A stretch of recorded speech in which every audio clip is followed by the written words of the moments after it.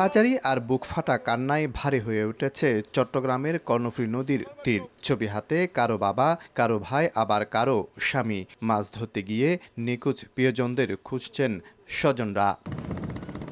গেল 13 সেপ্টেম্বর নগরীর ফিশারি ঘাট থেকে এফবি খাজা আজমির ট্রলার নিয়ে মাছ ধরতে সাগরে যান 18 মাঝিমাল্লা। 17 দিনেও ফিরেননি তারা। সবার মোবাইল ফোন বন্ধ থাকায় যোগাযোগও নেই স্বজনদের সঙ্গে। আমার ছেলেটা বাড়ি থেকে আসার পর হয়তো আমার ছেলে হারিয়ে গেছে, আর মোবাইলে কল টল পাই নাই আমি। সাগরের বাইরে 18 দিন খবর পাই না আমি।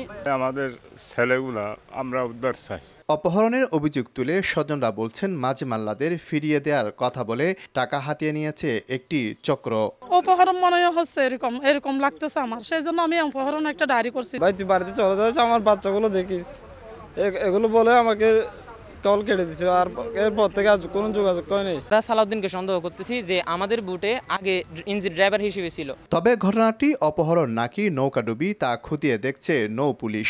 তাদের লোকেশনের জন্য আমরা বিভিন্ন সংস্থার সাথে যোগাযোগ করছি, আপনার কোস্টগার্ড, নৌবাহিনী এবং আমাদের ওই বিজিবি, তারপর আপনার বিভিন্ন সাগরের আশপাশ যত থানা আছে সব থানাতে আমরা আপনার তথ্য নিচ্ছি আর কি। 18 মাঝিমাল্লা নিখোঁজের ঘটনায় 24 সেপ্টেম্বর নগরীর সদরঘাট নৌ থানায় সাধারণ ডায়েরি করেন স্বজনরা। তারা কক্সবাজার, নোয়াখালী ও বাঁশখালীর বাসিন্দা। শফিকুল আলম, সময় সংবাদ, চট্টগ্রাম।